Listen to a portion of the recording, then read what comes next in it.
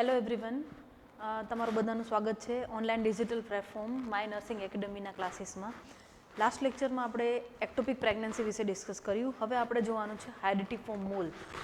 Okay, આ એક એવી ડિઝીઝ કન્ડિશન છે જેનું તમે નામ સાંભળીને જ સમજવા આવતું કે થાય છે શું.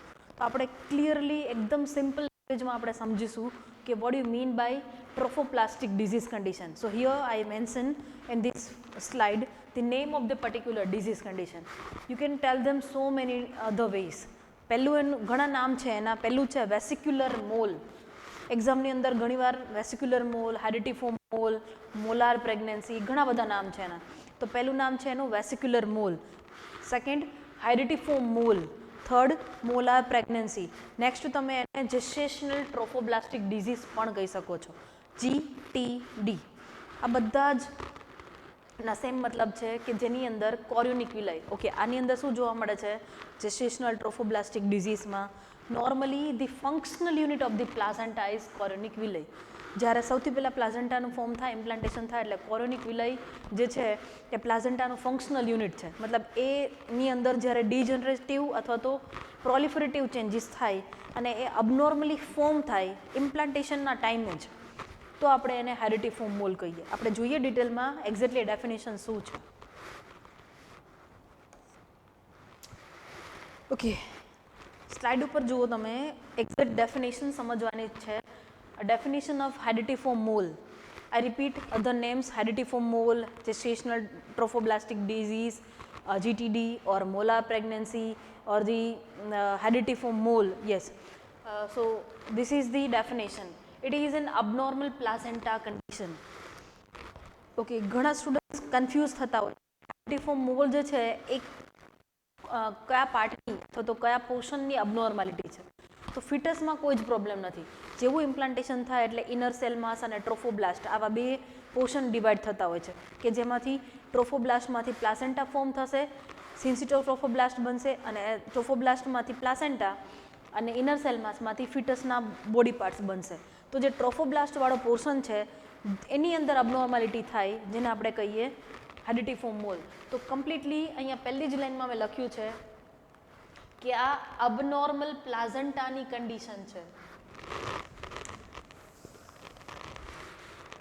અબનોર્મલ પ્લાસેન્ટા કન્ડિશન એટલે કે પ્રોબ્લેમ ક્યાં છે? પ્લાસેન્ટામાં, with partly degenerative and partly proliferative changes. હવે આ બે શબ્દ સમજવાના છે. ડેફિનેશન: પાર્ટલી મતલબ થોડુંક, પાર્ટલી ડીજનરેટિવ.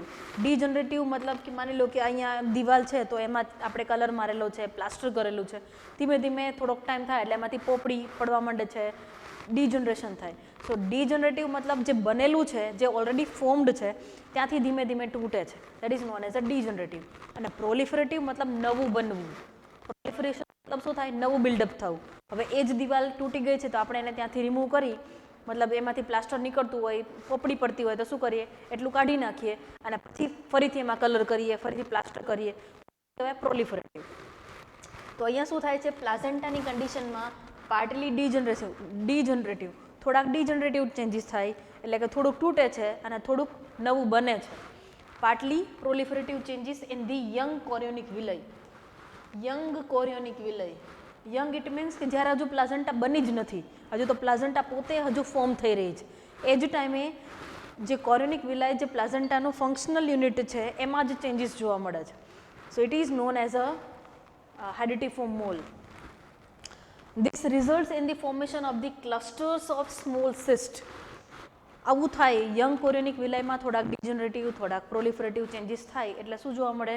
એની અંદર નાની નાની, મતલબ આપણે શું કહીએ, કોથળી, નાની એવી પરપોટા જેવી કોથળી જેવું ફોર્મેશન જોવા મળે. તો સિસ્ટ જોવા મળે. ક્લસ્ટર્સ. ક્લસ્ટર્સનો મતલબ થાય દ્રાક્ષ. કેમ આપણે ઝુમખામાં હોય આવી રીતે.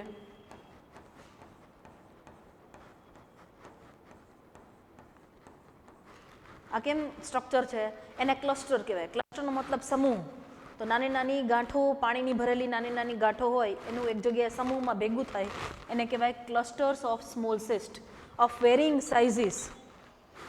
અલગ અલગ સાઇઝમાં જોવા મળે. અમુક નાની હોય, અમુક મોટી હોય, તો એવી રીતે અલગ અલગ સાઇઝીસમાં જોવા મળે. Because of because of its superficial resemblance to the hydatid cyst. આવું શું કામ જોવા મળે છે? Superficial resemble of the hydatid cyst. જે જગ્યાએ સિસ્ટમનું ફોર્મેશન થયું છે ત્યાં ધીમે ધીમે પહેલાં એક બની, એકમાંથી બે, બેમાંથી ચાર, ચારમાંથી છ, આવી રીતે નવી નવી બનતી જ ગઈ અને એક ક્લસ્ટર બન્યું, જે એટલા માટે આપણે એને કહીએ છીએ હાઇડેટિફોર્મ મૂળ.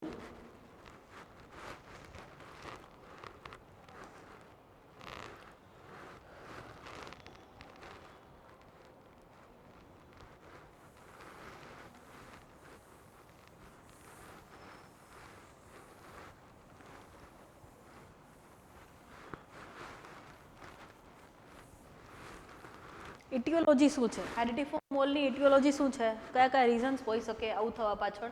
પહેલું અને મોસ્ટ ઇમ્પોર્ટન્ટ, એનું કોઈ કારણ જાણી નથી શકાતું કે આવું શું કામ થાય છે.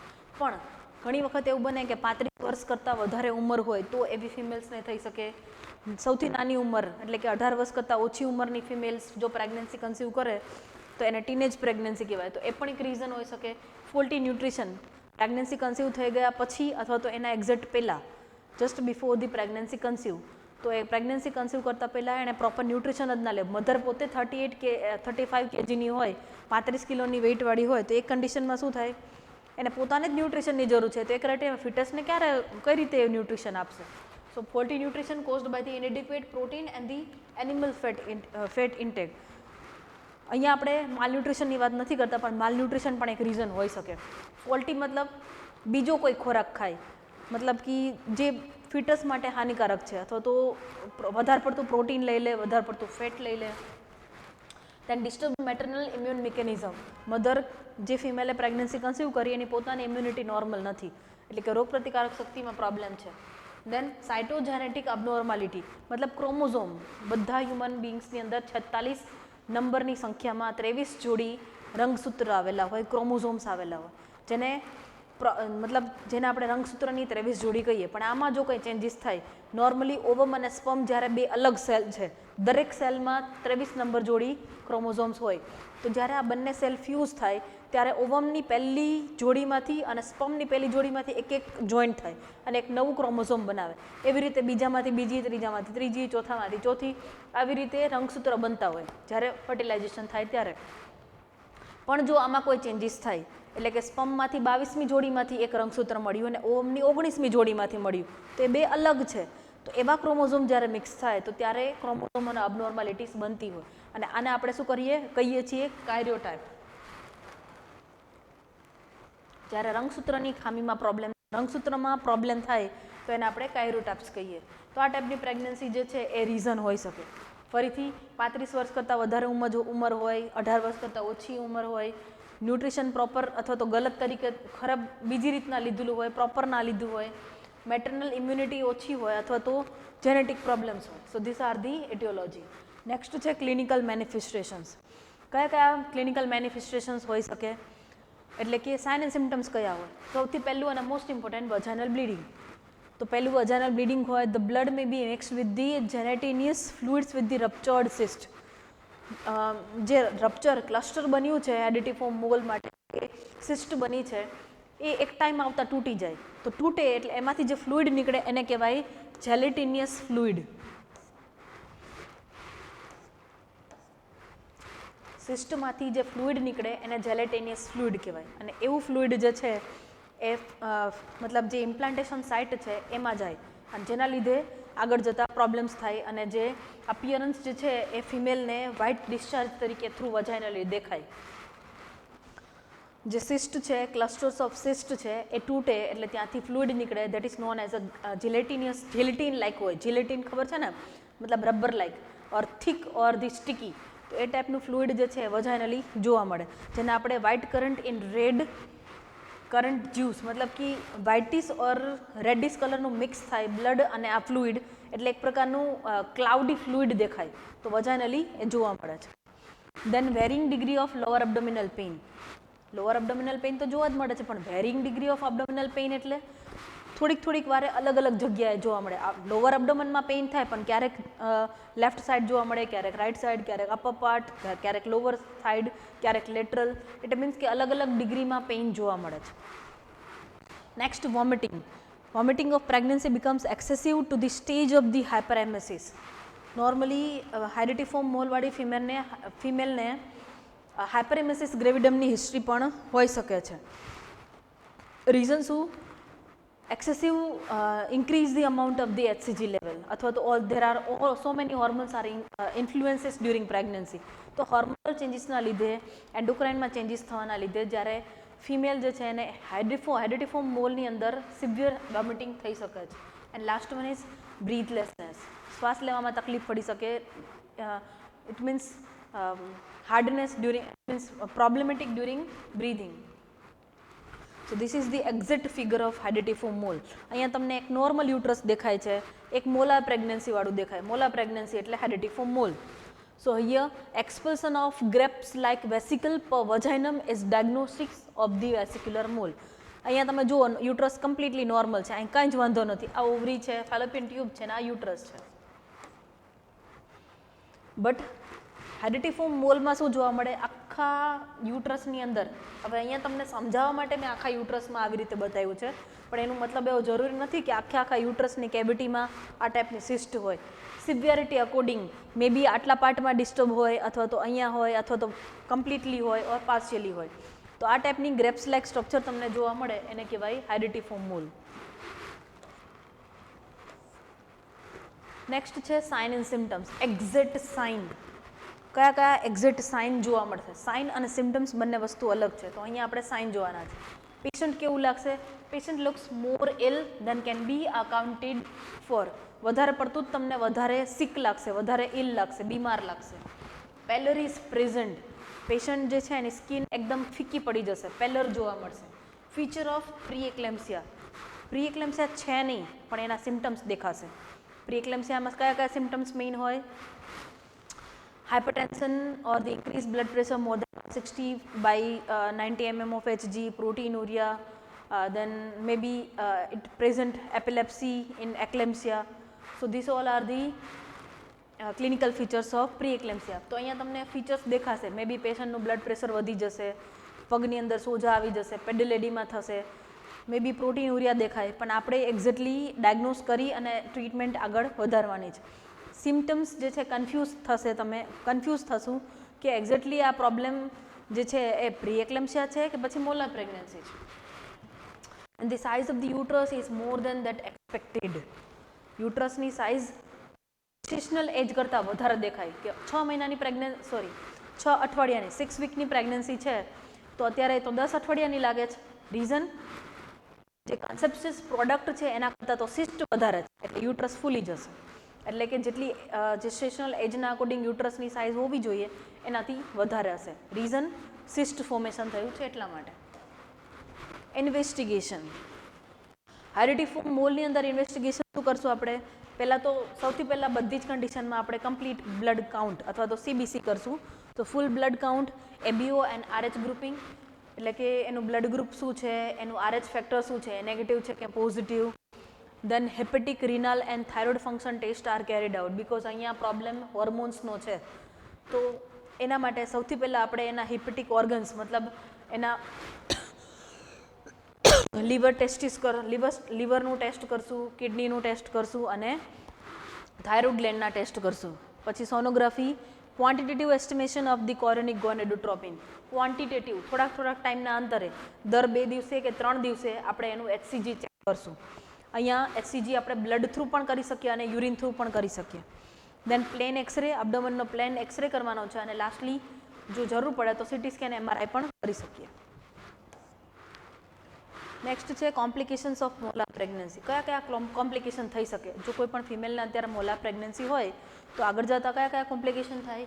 તો એમાં હેમરેજ અથવા તો શોક આવી શકે, મતલબ પેશન્ટ શોકમાં જઈ શકે, હેમરેજ થઈ શકે, બ્લડમાં ઇન્ફેક્શન લાગે, that is known as a sepsis. Then perforation of the uterus. યુટરસનું પરફોરેશન મતલબ તૂટી જાય, પરફોરેશન મતલબ રપ્ચર થઈ જાય. Then preeclampsia with the conversion on rare occasion. May be ઘણીવાર એવું બને, આપણે હમણાં ડિસ્કશન કર્યું કે પ્રીએક્લેમ્સિયા જે છે એના સિમ્ટમ્સ દેખાય પણ મે બી એ ના પણ હોય. બહુ જ રેર કેસમાં એવું થાય કે કોઈ ફિમેલને હાઇડેટિફોર્મ મોલની સાથે જો એની પ્રોપર ટ્રીટમેન્ટ ના મળે તો આગળ જતાં એને પ્રીએક્લેમ્સિયા પણ થઈ જાય. દેન કોગ્યુલેશન ફેલિયર, બ્લડ જામી જવાની પ્રોસેસ ઘટી જાય. So coagulation failure is caused by the pulmonary embolism of the trophoblastic cells, which causes the fibrin and platelets to the deposition within the vascular tree. Normally લોહી જામી જવાની પ્રોસેસમાં ફાઇબ્રિનોજન અને પ્લેટલેટ કાઉન્ટ આ બંને સૌથી મોસ્ટ ઇમ્પોર્ટન્ટ છે, પણ અહીંયા જે ટ્રોફોબ્લાસ્ટિક ચેન્જીસ થાય છે કે જેના લીધે બોડીની અંદર જે ટ્રોફોબ્લાસ્ટિક સેલ છે એ આગળ જતા કોગ્યુલેશન પ્રોસેસને ડિક્રીઝ કરે છે ડિરેક્ટલી, તો એ પણ પ્રોબ્લેમ થશે. એન્ડ ધ ડેવલપમેન્ટ ઓફ કોરિયોકાર્સિનોમા, જો આની પ્રોપર ટ્રીટમેન્ટ કરવામાં નહીં આવે તો કોરિયોનિક વિલાઈમાં જ્યાં સિસ્ટ થયું છે એ આગળ જતા કોરિયોકાર્સિનોમા, carcinoma it is a word related to the cancer. So here choriocarcinoma, it means it turns into the cancerous cell later on if not treated well, right. Management શું કરશું? And that first one is ultrasonography and sensitive HCG therapy, HCG testing. Sonography કરવાની છે અને આપણે એનું HCG testing continuously કરતું રહેવાનું છે. પ્રિન્સિપલ્સ ફોર ધ મેનેજમેન્ટ, આપણે શું કામ ટ્રીટમેન્ટ મેનેજમેન્ટ કરવા માટેના પ્રિન્સિપલ્સ કયા કયા છે? So in that first, suction evacuation of the uterus as early as diagnosis made. જેવી ખબર પડે કે આ મોલાર પ્રેગ્નન્સી છે એટલે પ્રેગ્નન્સીને કન્ટિન્યુ તો કરવાની જ નથી, આપણે એનું DN સક્શન ઇવાક્યુએશન SC કરી નાખવાનું છે. સક્શન ઇવાક્યુએશન એટલે કે એક ડિવાઇસ જે છે tubal like device inserted through the vagina directly into the uterus અને સક્શન કરી નાખે છે, જે પ્રોડક્ટ છે એ બધું બહાર ફેંકી દે છે. સપોર્ટિવ થેરાપીની અંદર તમે correction of anaemia and infection of if there is any. Supportive થેરાપીમાં તમારે એને જો પેશન્ટને એનિમિયા થઈ ગયું હોય, HBD ઘટી ગયું હોય તો એવી ટ્રીટમેન્ટ આપો, તમે એને એવું ડાયટ આપો અથવા તો તમે BT પણ ચડાવી શકો છો. કાઉન્સેલિંગ ફોર રેગ્યુલર ફોલોઅપ, મધરને કહેવાનું કે થોડાક ટાઈમે જ્યાં સુધી તમે પ્રોપર ઠીક ના થઈ જાઓ ત્યાં સુધી તમારે ફોલોઅપ માટે આવવાનું છે. Next, the patients are grouped into 2 groups. અહીંયા મોસ્ટ ઇમ્પોર્ટન્ટ, અત્યાર સુધી તો આપણે કોમન બાકી બધામાં જોતા હોય એ જ છે, પણ મેન મેનેજમેન્ટ હવે ચાલુ થાય છે. મેન મેનેજમેન્ટમાં સબએક્સિસ ફેવરેબલ એન્ડ સબએક્સિસ નોટ ફેવરેબલ. હેરિટીફોર્મ મોલની અંદર A અને B બે ગ્રુપની અંદર મેનેજમેન્ટને ડિવાઈડ કરીએ છીએ. ફરીથી અહીંયા જુઓ, ગ્રુપ A મેનેજમેન્ટ કરવા માટે બે ગ્રુપ ડિવાઈડ કરીએ ફિમેલને. એક ગ્રુપની અંદર કેવી female? mole is in the expulsion process. The mole is in expulsion process, less common and less common. Okay, group A ની અંદર જે મોલ છે ને એ એક્સપલ્શન પ્રોસેસમાં, એક્સપલ્શન મતલબ બહાર નીકળવા માટે તૈયાર છે અને કોમન છે. બધા જ હેરિટીફોર્મ મોલ છે એ જે છે એસિસ્ટ એક્સપલ્સિવ મોડમાં જ હોય છે, કેમ કે એ નોર્મલ નથી, અબનોર્મલ પ્રેગ્નન્સી છે એટલે બોડી એને ટર્મિનેટ કરવાની ટ્રાય કરતું જ હોય છે, તો આ કોમન છે. But group B it's not common. The uterus remain inert. યુટ્રસને કોઈ જ ફેર નથી પડતો કે આ એક હેરિટીફોર્મ મોલ છે તો આને ટર્મિનેટ કરવું જોઈએ. So early diagnosis with ultrasonography. B ગ્રુપવાળા પેશન્ટ ગ્રુપ બીમાં જે પણ આવે છે એમાં પ્રેગ્નન્સી ટર્મિનેટ કરવા માટે બહારથી તમારે કરવું પડશે. મેડિસિન આપો, DNC કરો, SC કરો, DNE કરો અને પછી જ એ પ્રેગ્નન્સી ટર્મિનેટ થશે. યુટ્રસ પોતાની જાતે કોઈ એફોર્ટ્સ નહીં લે. સપોર્ટિવ થેરાપીમાં એટલે કે પેશન્ટને જે પ્રોબ્લેમ છે એના સિવાયનું સપોર્ટ કરવા માટે સાઈડમાં તમે શું એને ટ્રીટમેન્ટ આપી શકો? The patient usually presents with variable amount of bleeding. પેશન્ટને ઓલરેડી અત્યારે સિવિયર બ્લીડિંગ થાય છે તો તમે એને શું કરી શકો? ઇન્ફેક્શન પ્રિવેન્ટ કરી શકો, કેમ કે સિવિયર બ્લીડિંગ થાય તો દે આર એનિમિક, વધારે એનિમિયા થવાના ચાન્સ છે, HB ઘટી જવાના ચાન્સ છે અને ઇન્ફેક્શન લાગવાનો ચાન્સ વધારે છે. તો તમે IV ઇન્ફ્યુઝનમાં RL પાઇન્ટ ચડાવી શકો છો. આ બ્લડ ટ્રાન્સફ્યુઝન, એનિમિયા છે, HB ઘટી ગયું, સિવિયર બ્લીડિંગ થયું, હેમરેજ થયું તો BT પણ ચાલુ કરી શકો છો. The parenteral antibiotic is given if there is an associated infection. જો સિવિયર ઇન્ફેક્શન થયું હોય, એસોસિએટેડ ઇન્ફેક્શન થયું હોય તો તમારે પેરેન્ટ્રલ ન્યુટ્રિશન આપવું પડે. IV લાઇન દ્વારા, ઇન્ટ્રાવિનસ રૂટ દ્વારા ડિરેક્ટલી તમે એને ન્યુટ્રિશન આપો, that is known as a parenteral nutrition. And the lastly, blood is kept reserved during the evacuation as there is a risk of bleeding. જ્યારે તમે ઇવાક્યુએશન કરતા હોય એ પહેલાં જ તમારે બ્લડને રિઝર્વ રાખવાનું છે. પહેલાં બ્લીડિંગ નથી થયું, અત્યારે નોર્મલ બ્લીડ થયું છે કે જેમાંથી પેશન્ટ, આપણે કોઈ રિસ્ક નથી કે પેશન્ટ કોમામાં જાય કે એનું HB સિવિયર ઘટી જાય એમ. પણ જ્યારે તમે પ્રોસિજર કરતા હોય, ઇવાક્યુએશન કરતા હોય, સક્શન ઇવાક્યુએશન કરતા હોય તો એ ટાઈમે પહેલેથી જ પ્રાયરલી તમારે બ્લડ ટ્રાન્સફ્યુઝન કરવા માટેની બધી જ તૈયારી રાખવાની. ઇન કેસ જો જરૂર પડે તો તમે ઇમિડિયેટલી એનું બ્લડ ટ્રાન્સફ્યુઝન ચાલુ કરી શકો. નેક્સ્ટ છે ડેફિનેટિવ થેરાપી. સપોર્ટિવ થેરાપીનો મતલબ થાય કે જે સિમ્ટમ્સ હોય એને આપણે ટ્રીટ કરીએ, જે પ્રોબ્લેમ છે એને ટ્રીટ કરીએ અને સપોર્ટ કરીએ. એક્ઝિટ મેનેજમેન્ટ છે ડેફિનેટિવ management. So suction evacuation is the treatment method is safe, rapid and effective in almost all the cases. બધા જ ટાઈપમાં અથવા તો એ બધી જ જગ્યાએ સક્શન ઇવાક્યુએશન સૌથી બેસ્ટ એન્ડ પ્રિફરેબલ મેથડ છે, મેનેજમેન્ટ છે. એમાં છે group A, cervix is favourable.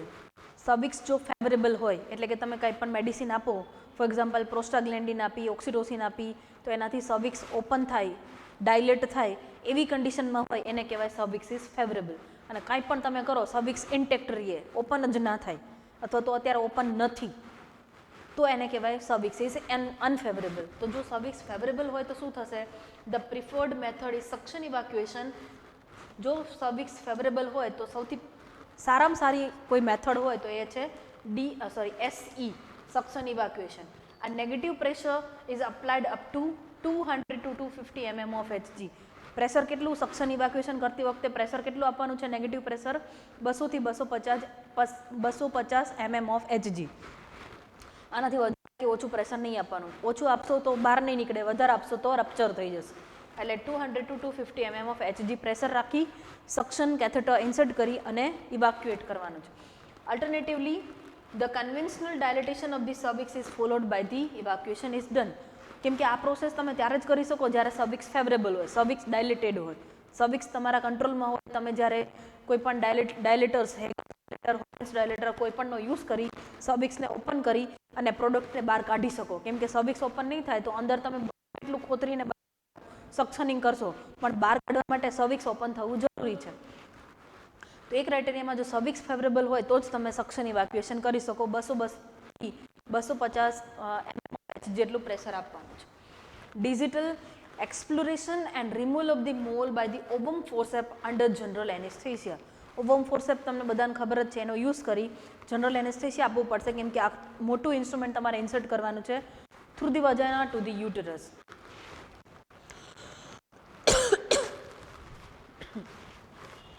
Sorry. So તમે ઓવમ ફોર્સેપનો યુઝ કરી અને જે પણ ડિજિટલ એક્સપ્લોરિએશન મતલબ જે પ્રોડક્ટ છે, જે સિસ્ટ ફોર્મ થયેલી છે એને તમે રિમૂવ કરી શકશો. નેક્સ્ટ છે group B, cervix is tubular and close. Cervix જ્યારે ફેવરેબલ ના હોય, અત્યારે ક્લોઝ છે, તો એ કન્ડિશનમાં શું કરશું? Prior slow dilatation of the cervix is done by the introducing a laminaria tent followed by the suction.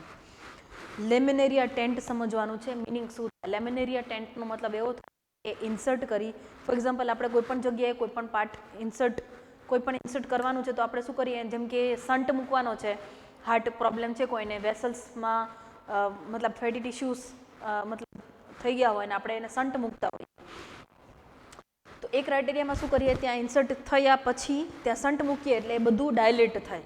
તો અહીંયા શું છે? સર્વિક્સ તો ફેવરેબલ છે નહીં, સર્વિક્સ તો ક્લોઝ છે, સર્વિક્સને આપણે ઓપન કરવું છે. તો એ ક્રાઇટેરિયામાં શું કરશું? પહેલાં તો લેમિનેરિયા ટેન્ટ એક પ્રકારનું સન્ટ લાઇક ફોર્મેશન છે, એને ઇન્સર્ટ કરી અને ત્યાં એને ડાયલેટ કરવાનું છે એટલે સર્વિક્સ ઓપન થઈ જશે. Followed by the suction and the evacuation. પછી તમે સક્શન ઇવાક્યુએશન કરીને પ્રોડક્ટને રિમૂવ કરી શકો છો. ઓલ્ટરનેટિવલી a vaginal misoprostol, it means an PGE1 400 microgram 3 hourly before surgery may be used. Surgery કરતાં પહેલાં એટલીસ્ટ 3 કલાક પહેલાં મિઝોપ્રોસ્ટોલ એટલે કે પ્રોસ્ટાગ્લેન્ડિન E1, પ્રોસ્ટાગ્લેન્ડિન E1નું અધર નેમ છે મિઝોપ્રોસ્ટોલ, જે તમારે 400 માઇક્રોગ્રામ જેટલી આપવાની છે સર્જરી કરતાં પહેલાં. શું કામ? આનું કામ છે સર્વિક્સને ફેવરેબલ બનાવવાનું, સર્વિક્સને ઓપન કરાવવાનું, સર્વિક્સને રાઇપન કરે. રાઇપનિંગ ઓફ ધી સર્વિક્સ મતલબ એને ફેવરેબલ બનાવે ઓપન થવા માટે. બાકી કોઈ પણ જગ્યાએ આપણે ખેંચીને કરીએ તો શું થાય? તૂટી જાય. તો પહેલાં એને ફેવરેબલ બનાવવું પડશે, પછી તમે એને ઓપન કરી શકશો. તો એના માટે તમારે 3 કલાક પહેલાં મિઝોપ્રોસ્ટોલ આપી દેવાની છે. નેક્સ્ટ, જો આ ક્રાઇટેરિયા ફોલો ના થાય તો નેક્સ્ટ શું કરી શકીએ આપણે? હિસ્ટેરેક્ટોમી. યુટ્રસને ઉપરથી કટ કરી અને પછી તમે આ પ્રોસિજર કરી શકો છો. દેન ક્યુરેટેજ ફોલોઈંગ ધી વજાઇનલ ઇવાક્યુએશન. DNC પણ તમે કરી શકો. પહેલાં સર્વિક્સને ઓપન કરો, પછી ક્યુરેટરનો યુઝ કરીને બધું ખોતરીને ક્યુરેટ કરીને રિમૂવ કરો. દેન પ્રોફાઇલેક્ટિક કેમોથેરાપી. કોરિયોકાર્સિનોમા હોય તો તમારે કિમોથેરાપી આપવી પડશે. રેજિમિન્સની અંદર તમે મિથાટ્રેક્ઝેટ 1 mg per kg per day IV ઓર IM આપી શકો છો, કેમ કે આપણે એક્ટોપિક પ્રેગ્નન્સીમાં પણ આ કન્ડિશન જોઈ હતી અને અહીંયા પણ સેમ જ not ectopic pregnancy but it is the problem with abnormal pregnancy, તો તમે એ આપી શકો છો. કમ્બાઇન્ડ ઓરલ પિલ્સ પણ આપી શકો છો. કમ્બાઇન્ડ ઇટ મીન્સ તમે મિથોટ્રેક્ઝેટ આપી શકો અને સાથે સાથે મિઝોપ્રોસ્ટોલ પણ આપી શકો. Barrier methods of contraception, surgery થઈ ગયા પછી ફિમેલને એક્સપ્લેન કરવાનું છે કે not other than barrier method you are going to use by at least 6 or 8 months after the procedure. 6 થી 8 મહિના સુધી એટલીસ્ટ તમારે બીજી કોઈ મેથડ યુઝ નથી કરવાની ફેમિલી પ્લાનિંગની, મતલબ કોપરટી ઇન્સર્ટ નથી કરવાની, તમે કોઈ ઓરલ પિલ્સ ના લઈ શકો. Only you are using is barrier method. Surgical sterilisation, જો ફિમેલ છે એને ઓલરેડી છે અને એ નેક્સ્ટ પ્રેગ્નન્સી નથી કરવા માગતી તો તમે સ્ટરિલાઇઝેશન કરી શકો. જો આ સ્ટાર્ટિંગમાં થયું છે અને બાળકો જોઈએ છે હજુ પ્રેગ્નન્સી કન્સીવ કરવી તો તમે સ્ટરિલાઇઝેશન નહીં કરી શકો. અને જો પ્રોબ્લેમેટિક છે સિવિયરલી તો સ્ટરિલાઇઝેશન કમ્પલસરી હોય તો આપણે કરવું પડશે. ઓકે, હિયર વી કમ્પ્લીટેડ હાઇડ્રોટિફોમ મોલ. એકદમ easy, very short and sweet disease condition, સાવ સહેલો છે અને મોસ્ટ આઈએમપી છે. ઘણી વખત આમાંથી ઘણા બધા એમ્સની અંદર અને ક્વેશ્ચન્સ પૂછાતા હોય છે સ્ટેટ ગવર્મેન્ટની એક્ઝામમાં. ક્લિયરલી સમજવાનું છે પહેલાં તો આ કોરિયોનિક વિલય એટલે કે પ્લાઝન્ટાની ડિસીઝ કન્ડિશન છે, ફિટસની નથી. Okay, thank you so much. Okay, we will meet again in next lecture. Thank you so much.